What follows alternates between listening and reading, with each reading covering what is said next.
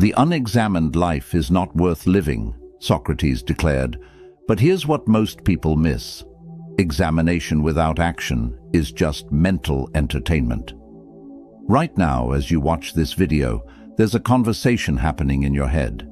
Maybe it's replaying yesterday's embarrassing moment, catastrophizing about tomorrow's presentation, or simply judging these very words. That internal chatter has been running your life for too long. Ancient Stoics discovered something revolutionary that neuroscience now confirms. You are not your thoughts. You're the consciousness observing them. You're the one with the power to decide which thoughts deserve your energy and which deserve to be dismissed like uninvited guests at a party. But here's where most people get stuck. They read inspirational quotes on Instagram, feel motivated for exactly 7 minutes, then slip back into their old patterns.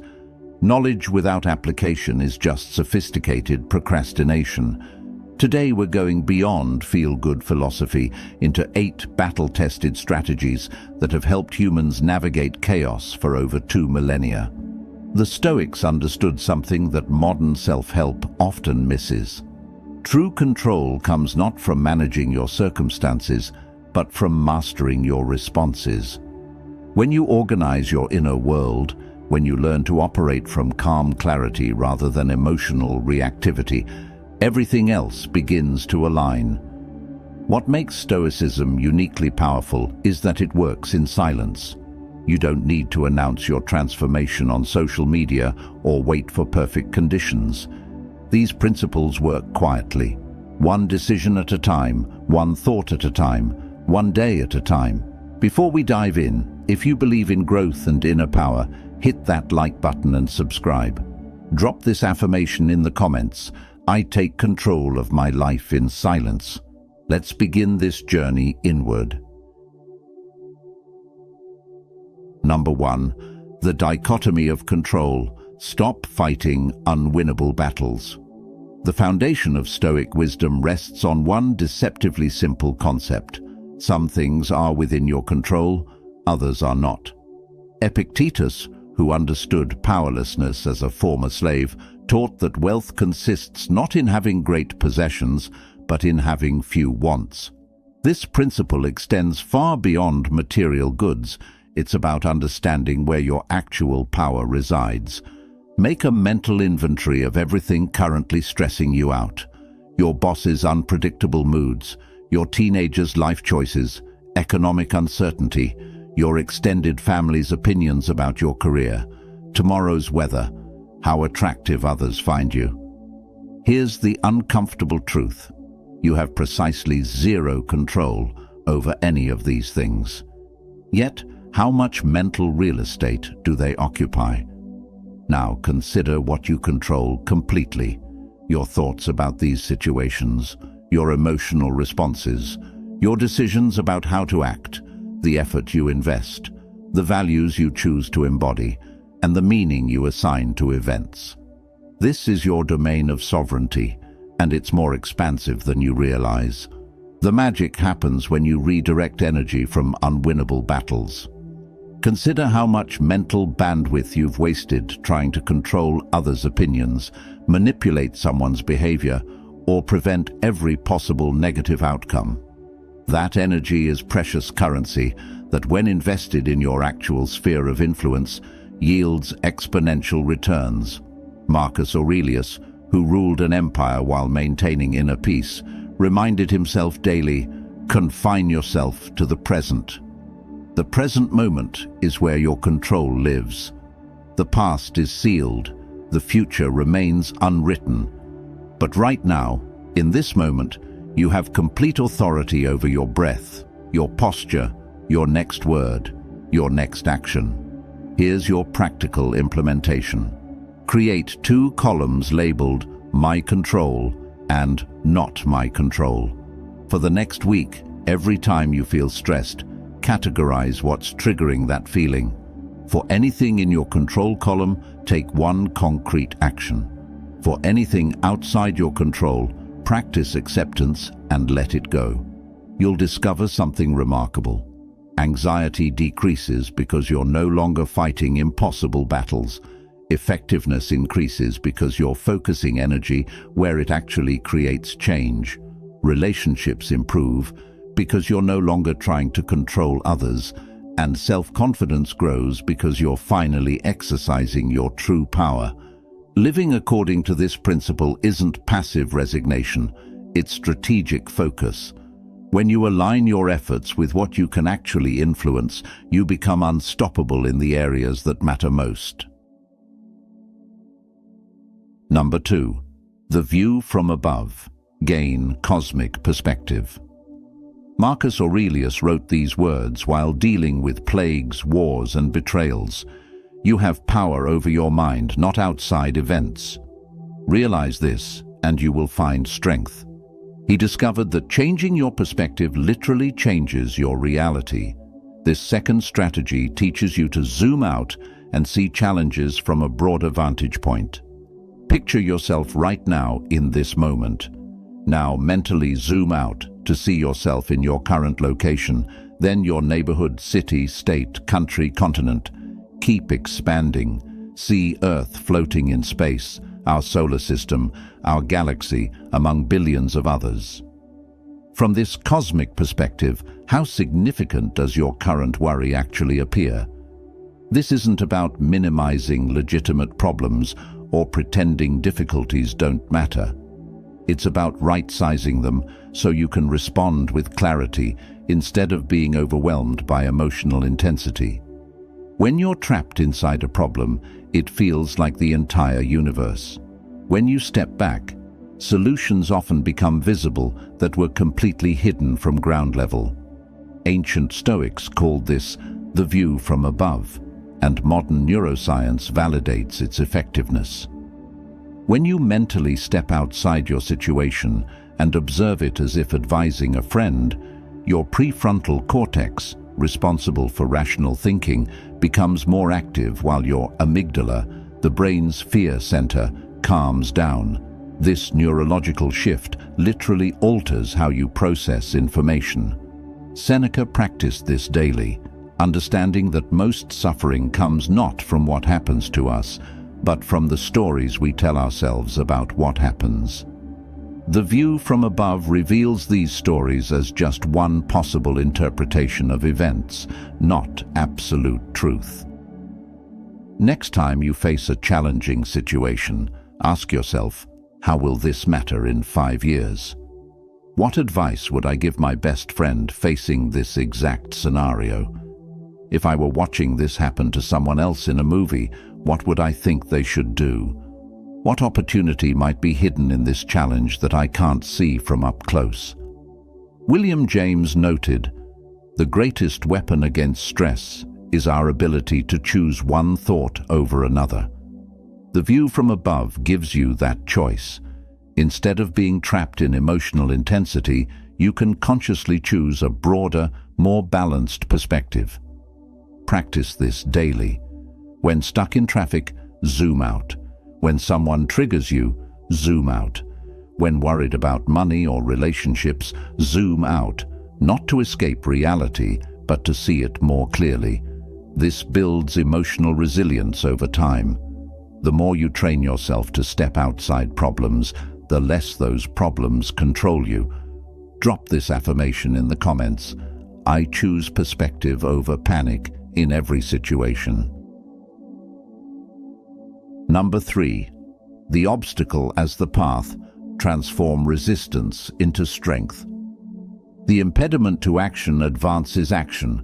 What stands in the way becomes the way, Marcus Aurelius wrote, introducing one of Stoicism's most transformative concepts. Every obstacle isn't just something to overcome. It's actually the curriculum for becoming who you need to become. This strategy completely reframes how you view challenges. Consider how muscles grow. They only strengthen when facing resistance. Without challenge, they atrophy. Your character, skills, and resilience operate identically. The obstacles in your life aren't random punishments or evidence you're on the wrong path. They're precisely the resistance required to develop strength for your next level of growth. Right now, identify something in your life that feels like a roadblock.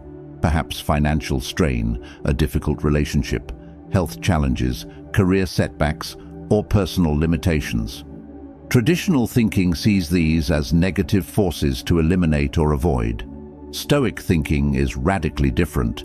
View them as information, training, and the exact curriculum needed for development. Ryan Holiday, drawing from Marcus Aurelius, teaches, "There is no good or bad without us. There is only perception. There is the event itself and the story we tell ourselves about what it means." Every obstacle contains seeds of equivalent or greater benefit, but only when you're willing to work with it rather than against it. Consider this example. You lose your job unexpectedly. The immediate emotional response might be fear, anger, or shame. But what if this obstacle is redirecting you toward work more aligned with your values? What if it's forcing you to develop skills you'd never learn otherwise? What if it's teaching financial discipline, revealing your true support network, or providing the push needed to start that business you've been contemplating? The obstacle doesn't change, but transforming your relationship to it changes everything. Instead of asking, "Why is this happening to me?" you ask, "What is this here to teach me? How can I use this to become stronger or more skilled? What opportunity is hidden within this challenge?"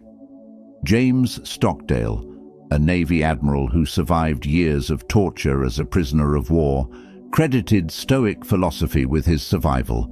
He said, "You must never confuse faith that you will prevail, which you can never afford to lose, with the discipline to confront the most brutal facts of your current reality. Reframe your biggest current challenge as a training program.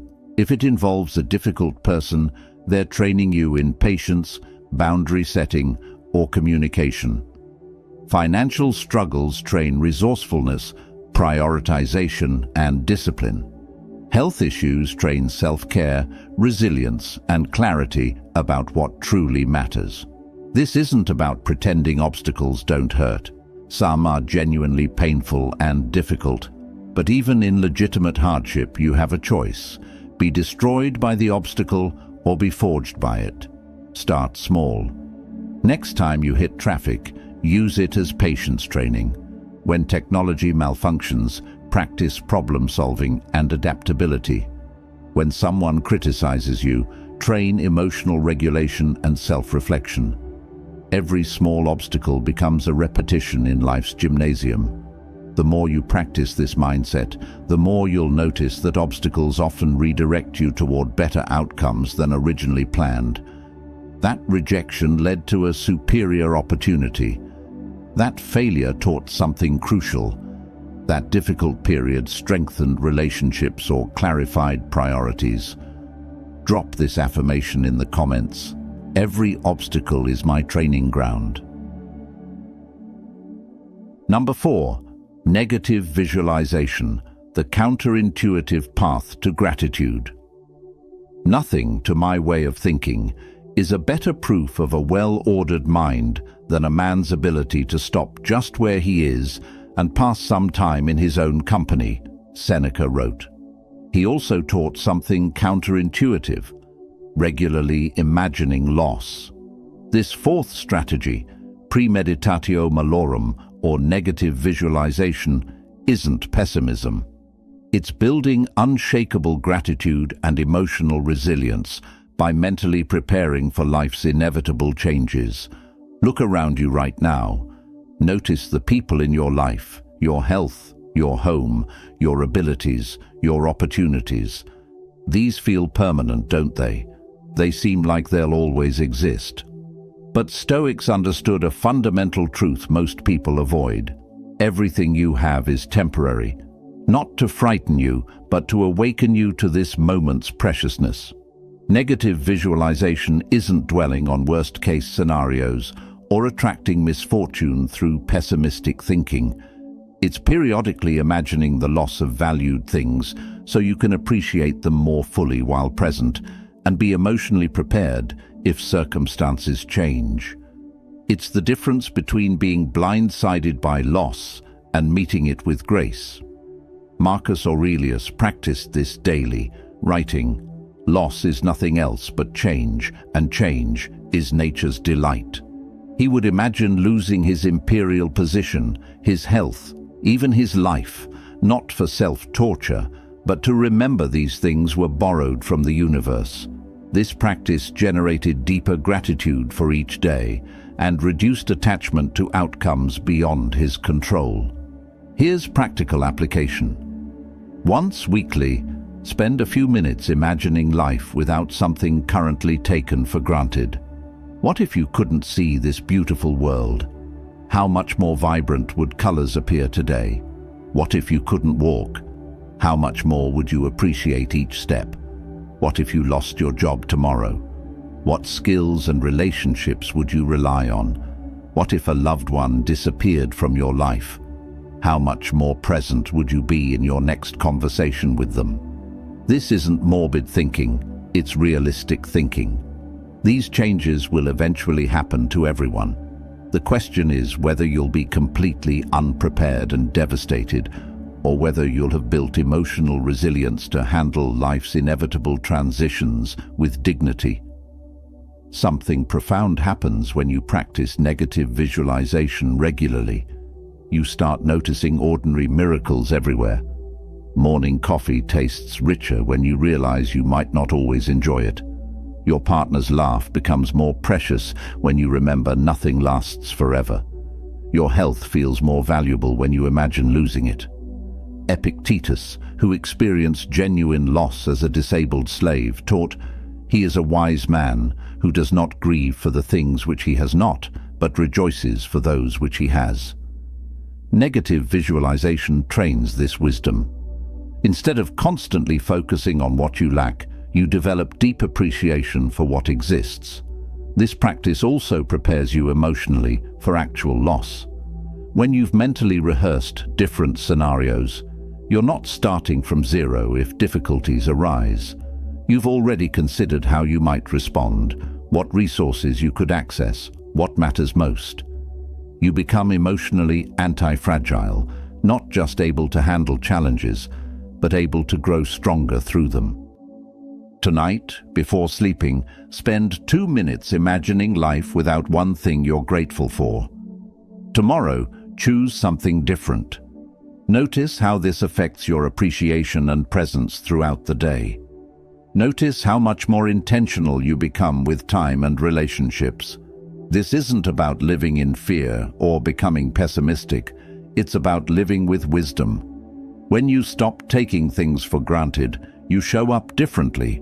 You hug longer, listen more deeply, complain less, appreciate more. Number 5, evening reflection. Become your own life coach.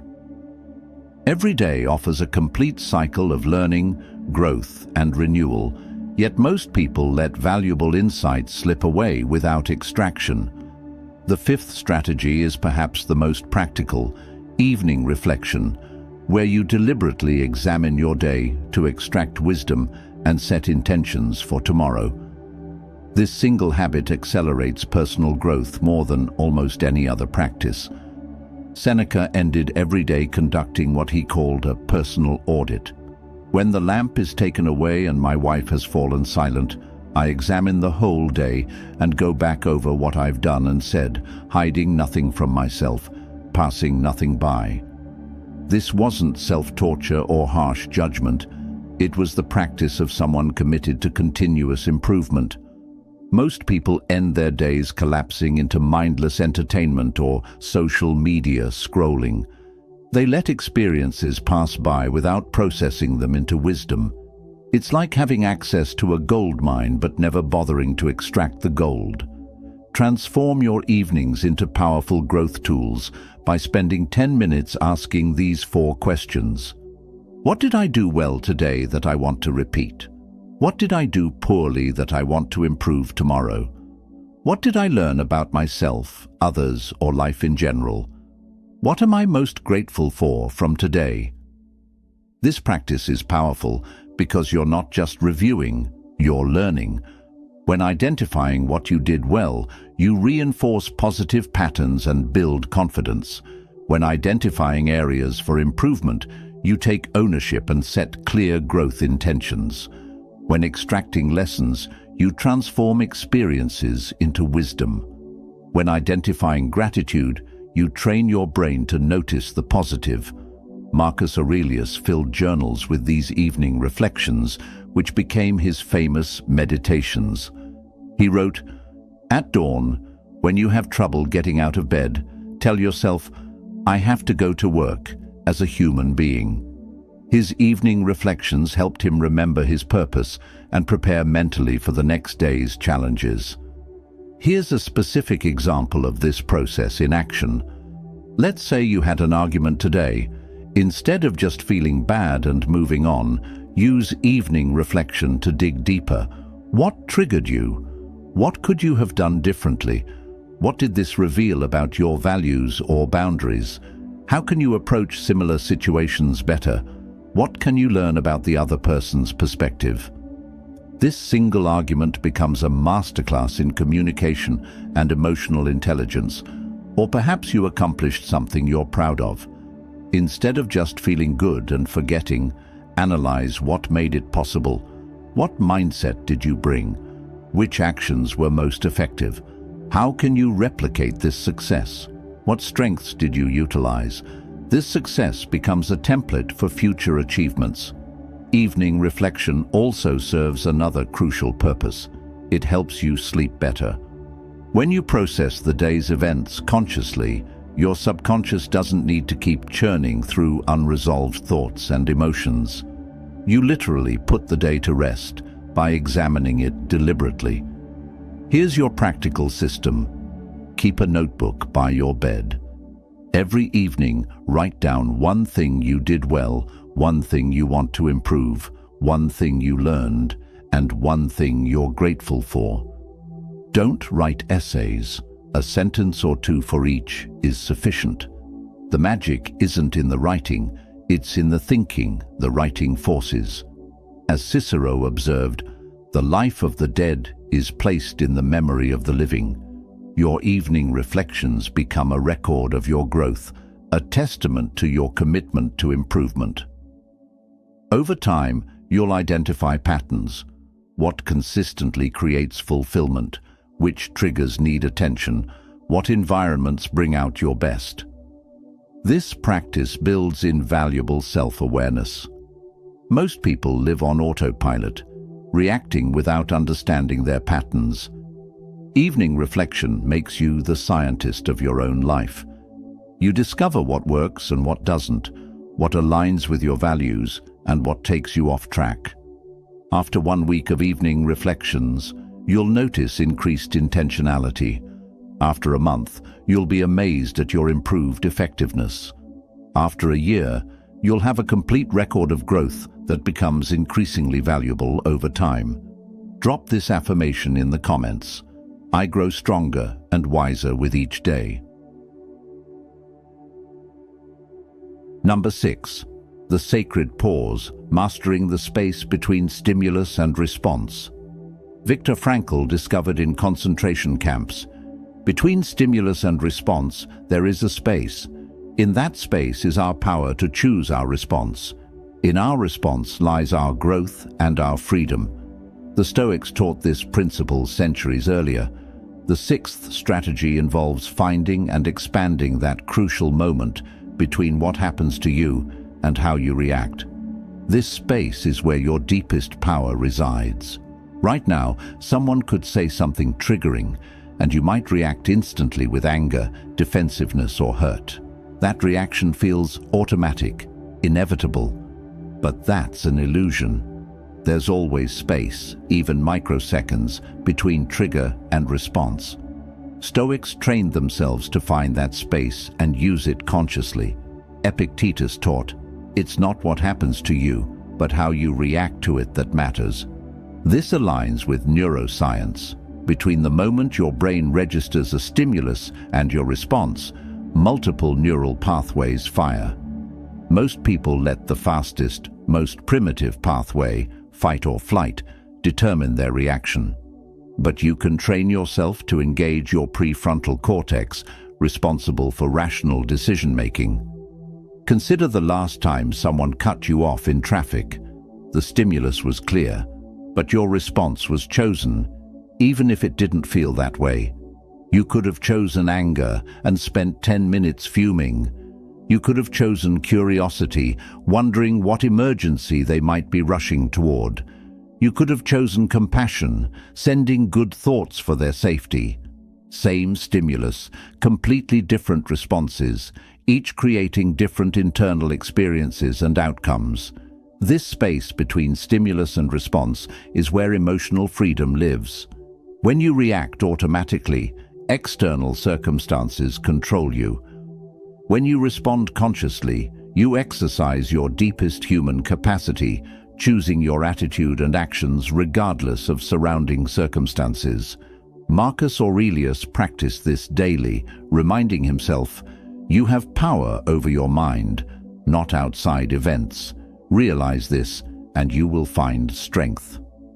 He would often pause before responding to challenging situations, asking what response would be most virtuous, effective, and aligned with his values. This pause provided access to wisdom that knee-jerk reactions never could. Here's skill development. Start with low-stakes situations. When someone makes a comment that usually triggers you, instead of responding immediately, take one deep breath. In that breath, ask, what response would serve me best here? What response aligns with who I want to be? What response is most likely to create the outcome I actually want? Then choose your response from that centered place. This practice works everywhere. Your teenager rolls their eyes. Instead of snapping back, you pause and choose a response modeling emotional maturity. Your boss gives critical feedback. Instead of getting defensive, you pause and choose to listen for valuable information. Your partner brings up a sensitive topic. Instead of shutting down, you pause and choose to engage with curiosity and openness. Here's what most miss. This isn't about suppressing emotions or pretending you don't feel triggered. It's about feeling emotions fully while choosing responses consciously. You can feel angry and still choose to respond with dignity. You can feel hurt and still choose strength. You can feel frustrated and still choose patience. The Stoic philosopher Chrysippus used a perfect analogy. When a dog is tied to a cart, if it wants to follow, it is pulled and follows, making its spontaneous act coincide with necessity. But if the dog does not follow, it will be compelled in any case. The cart represents circumstances. They'll happen whether you like it or not. But you can choose to follow willingly with dignity or be dragged kicking and screaming. Start practicing with micro moments. When your phone buzzes, pause 1 second before looking. When someone asks a question, take a breath before answering. When you feel the urge to check social media, pause and ask if that's what you really want right now. These tiny practices build the muscle needed for bigger moments. Owning this space makes you incredibly powerful in relationships and challenging situations. People who react automatically are predictable and easily manipulated. People who respond consciously are centered, wise, and influential. Others trust your judgment because they see you don't make decisions from emotional reactivity. Drop this affirmation in the comments. I choose my response from wisdom, not from reaction. Number 7. Focus your circle of influence. Stop trying to change everyone else. Marcus Aurelius wrote, "The best revenge is not to be like your enemy." Understanding that the most powerful way to create change isn't fighting what you oppose, but focusing energy on what you can positively influence.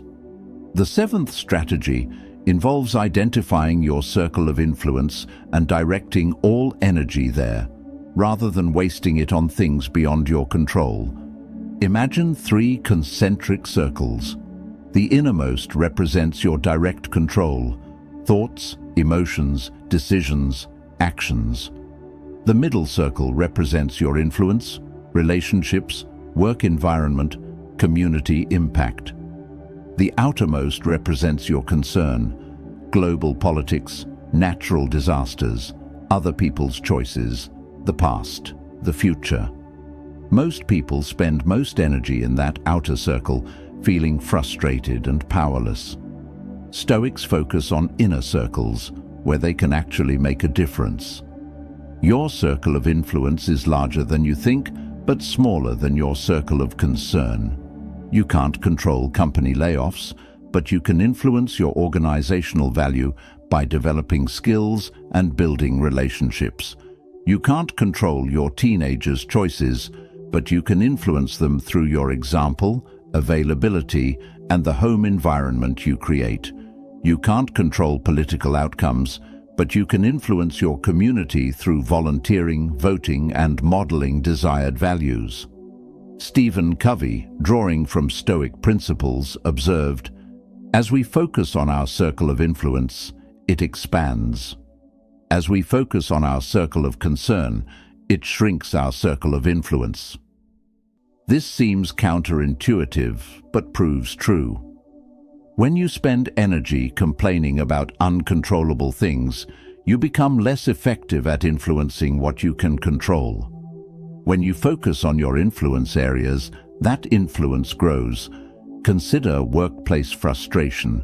You can spend energy complaining about management decisions, gossiping about colleagues, and feeling victimized by disagreeable policies. Or you can focus on your influence circle, being the colleague you want to work with, suggesting constructive solutions, building positive relationships, doing excellent work. The first approach makes you part of the problem and shrinks your influence. The second makes you part of the solution and expands your influence. Seneca understood deeply. Every change of fortune is a blessing or a curse, according to the use we make of it. He focused on how he could respond to circumstances rather than trying to control circumstances themselves. This made him one of Rome's most influential people, not through force or manipulation, but through wisdom and example. The key to expanding influence is starting small and building trust. When people see you focus on solutions rather than problems, take responsibility rather than make excuses, bring positive energy rather than drain it, they naturally want to give you more influence. They start asking your opinion, including you in decisions, looking to you for leadership. But here's what's crucial.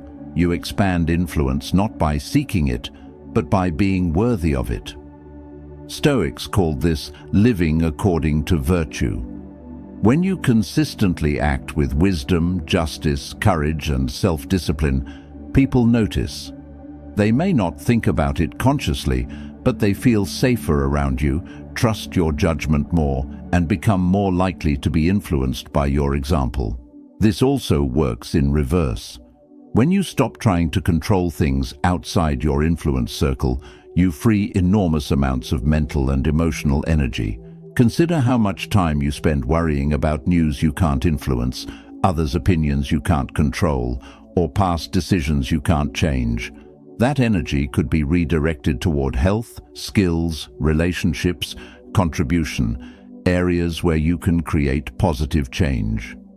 Here's practical application. List everything currently stressing you.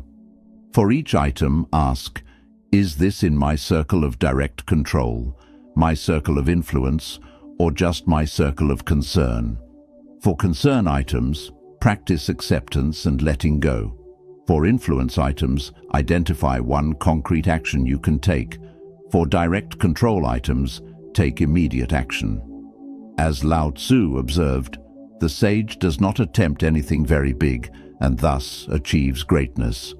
Focus on what's immediately in front of you, do it with excellence, and watch your influence naturally expand. People notice competence, integrity, and consistency. They're drawn to those who focus on solutions, take ownership, and create positive change rather than just complaining about what's wrong. The beautiful irony, By focusing on a smaller circle, you create bigger impact. By trying to influence everything, you influence nothing. By focusing on genuine influence areas, you become someone worth listening to, following, trusting with greater responsibility. Number 8. Live according to your values. Be the person you respect. Marcus Aurelius wrote, "The happiness of your life depends upon the quality of your thoughts," but he understood something deeper. The quality of your thoughts depends upon the clarity of your values. The 8th and final strategy is the foundation making all others possible. Living according to your deepest values, regardless of external circumstances. This isn't about perfect moral behavior. It's about becoming authentically yourself. Most people live according to others' values without realizing it. They chase success as society defines it, seek approval from people whose opinions don't actually matter, and make decisions based on expectations rather than what truly matters to them. The result is a life that looks successful externally but feels empty internally. Stoics called this living according to opinion rather than according to nature. Epictetus, who experienced ultimate lack of external freedom as a slave, discovered something profound. No one can hurt you without your permission. He wasn't just talking about emotional hurt. He meant the deepest harm, which is being forced to betray your own values. When you know what you truly stand for, when you've clarified your deepest principles, no external circumstance can force you to act against your authentic self. Ask yourself these questions. What kind of person do you want to be, regardless of what you want to achieve? What principles would you want to be remembered for living by? What values would you teach a child who looked up to you? What matters so deeply that you would sacrifice comfort, convenience, or popularity to honor it?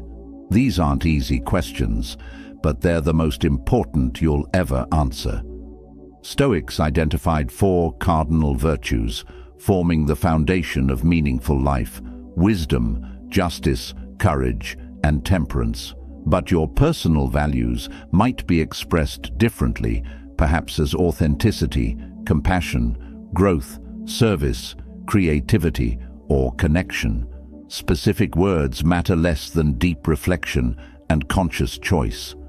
What matters is identifying what truly matters to you, not what you think should matter or what others expect to matter. Viktor Frankl, drawing from concentration camp experience, wrote, "Everything can be taken from a man but one thing, the last of human freedoms, to choose one's attitude in any given set of circumstances." This is the ultimate Stoic insight. Your values, character, and choice of response cannot be taken unless you give them away. Here's where this becomes practical and powerful. When you're clear about values, decisions become easier. Should you take that higher-paying job requiring integrity compromises? Your values provide the answer. Should you stay in a comfortable but non-growing relationship? Your values guide you. Should you speak up about something important despite discomfort? Your values supply courage. But value-based living isn't always easy. Sometimes it means disappointing people, turning down opportunities, or facing criticism.